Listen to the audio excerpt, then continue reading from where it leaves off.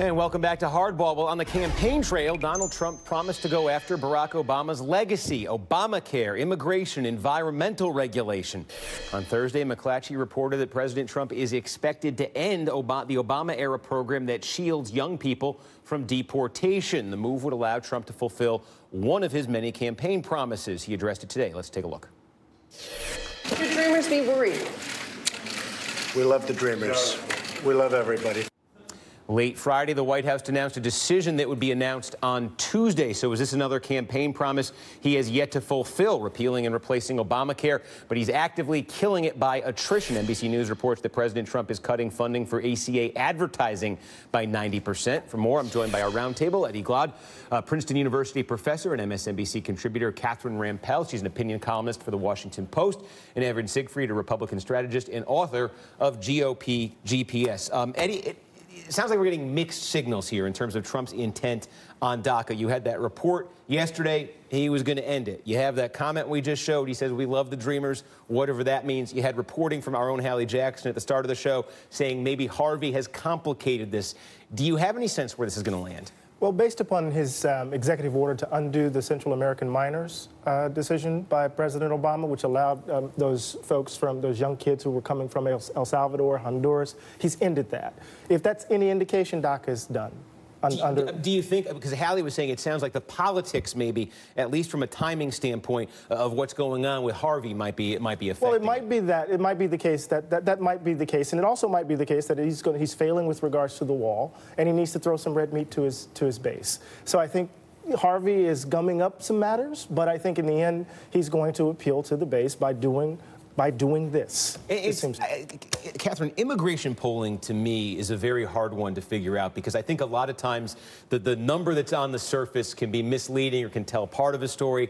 I think more than a lot of issues, it's subject to how you ask the question, sort of how you phrase the question. That being said, when you look specifically at this issue of DACA, when you look at this issue of kids who came to the country, their parents brought them here, they had nothing to do with the decision, and having protections for them, that does poll well, and that polls well even among Republicans, right, exactly. Even among Trump's base. Which is why during the campaign he was loath to say that he was going to repeal DACA. If you remember, I mean, he ran entirely on a campaign of how tough he was going to be on those darn illegals, but he would not commit to undoing DACA. He said he had a big heart, things along those lines. I mean, that's what he's saying today. When he says we love the dreamers, there's some recognition, it seems to me, of the politics of it. And I think Republicans on the Hill realize this as well. And part of the reason I'm a little more optimistic maybe than you are, hopefully I'm not going to be eating my words in a few days, is that, you know, Paul Ryan came out and said that he does not think that Trump should take this action. Orrin Hatch and other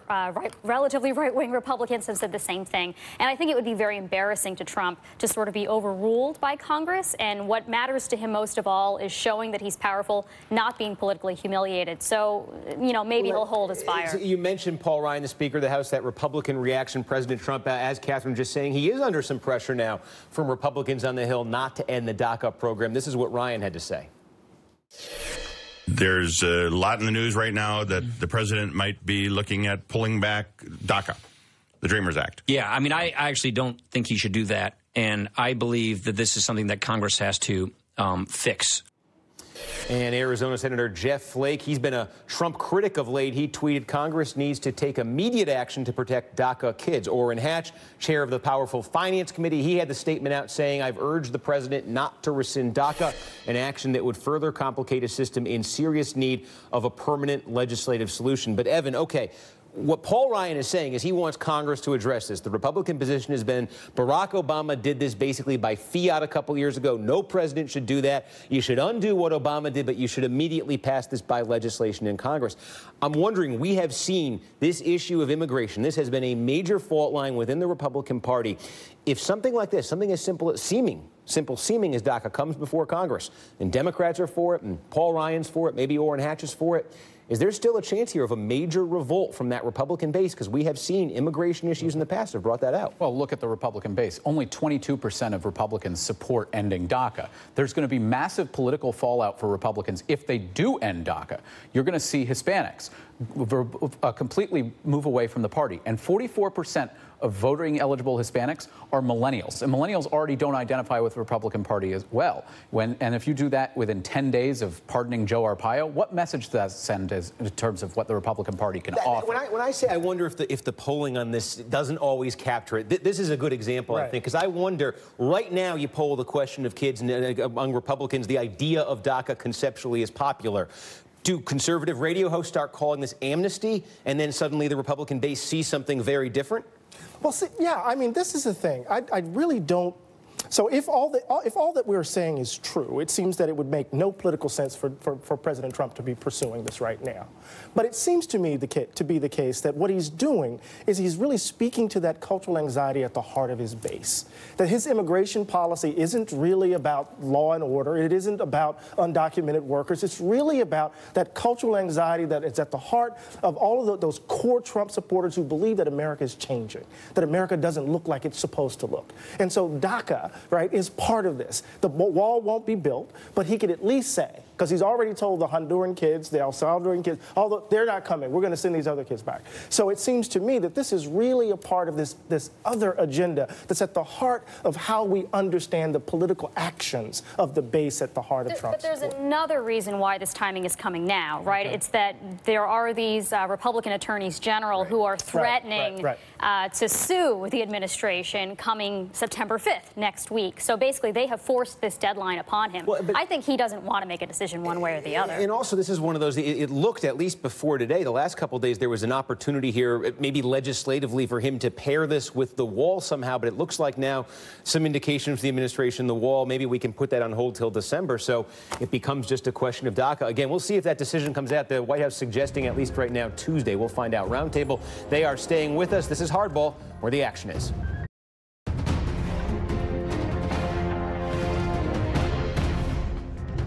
Ladies and gentlemen, I would like to make something very clear. Blue lives matter in America. Welcome back to Hardball. That was controversial Milwaukee Sheriff David Clarke at the Republican convention last summer. Well, late Thursday, Clarke, who is a vocal advocate and ally of President Trump, announced his surprise retirement, tweeting, quote, "After nearly 40 years serving my community, I am retiring. What a ride. I will announce my future plans next week after the Labor Day holiday." Well, Politico is reporting that Sheriff Clarke is expected to take a job in President Trump's administration. But according to the Milwaukee Journal-Sentinel, Clarke is looking for opportunities outside of government that support the Trump agenda and keep him in the public eye. Recently, Sheriff Clarke has been under increased scrutiny after 4 people and a newborn baby died while in custody at the Milwaukee County Jail. Back now with the roundtable. Evan, this is one of those political characters.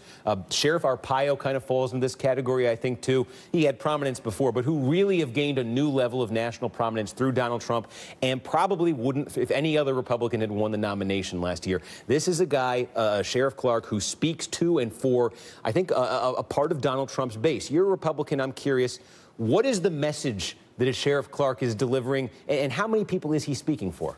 I don't know what the message is, other than he's playing to the worst and base instincts of a certain portion of the Republican Party that shouldn't be there.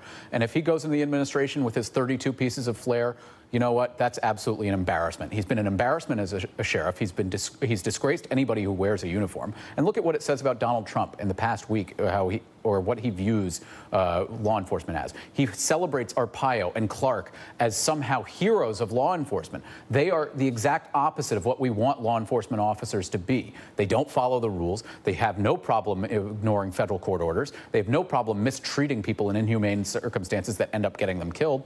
But hey, Donald Trump says they're great for keeping us safe.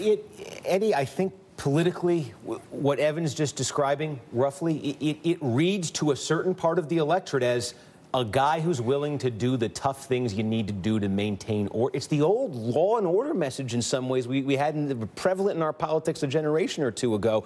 It feels like Trump has brought that back in some way. Right, and it's so deeply racialized. In some way, I've said in other places that this is a presidency of hate, having to do with not only DACA, having to do with the transgender ban, having to do with the comments at Charlottesville. And also it's kind of embodied in his call for law and order. I mean, Donald Trump imagines himself as a strong man who stands above the law, who executes it cruelly. And Sheriff Clarke is a great emblematic or example of that particular position. Here's a guy who thinks he stands above the law as he supposedly represents it. And what do we see? We see people dying in his jails. We see him, flouting his, just flouting the law at every turn when it tries to hold him accountable. And this seems to me to reflect generally Donald Trump's orientation to the whole matter. And I grapple with it, and I'm trying to figure it out, Catherine. I don't have the answer in terms of how many people somebody like Sheriff Clarke speaks for in Arpaio, but I am struck, Arpaio last week when the pardon went out, the media coverage of it was almost universally negative. They're highlighting all of these problems, these issues, these controversies, these legal problems. And yet, I know he was defeated for re-election last year. He also managed to have, for a generation of politics in Arizona, in this county that's more than half the state, won 5 elections. That style does reach, I think, maybe a bigger part of the electorate than we often acknowledge. For better or worse, I think maybe it does. Yes, for worse. I think absolutely for worse, not for better.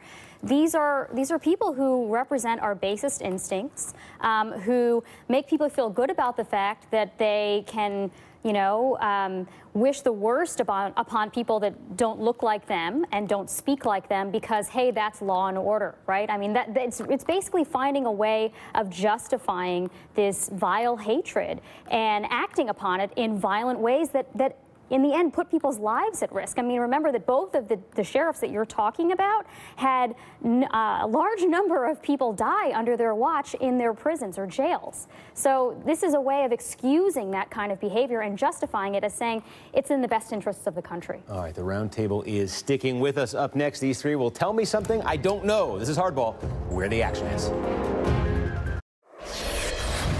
And we're back with the Hardball Roundtable. Eddie, tell me something I don't know. Well, there was a tweet out there about the incoming class at Harvard University that 41.2% of the incoming class are legacies. 41.2% are legacies. 9 out of 10 of those legacies are white. And the DOJ is worrying about affirmative action. Catherine. Donald Trump Jr. is going to be giving a speech at the University of North Texas to the tune of $100 grand. And the questions will be provided to him in advance. Oh, okay. And Evan? Foreign policy circles are getting very worried about China's aggressive expansion because it threatens us economically and geopolitically. They've been using the One Belt policy to go into Africa, Greece, the Bahamas, Jamaica, and Panama. Okay, that is going to do it for tonight. Eddie Glaude, Catherine Rampell, Evan Siegfried, thank you all for being with us.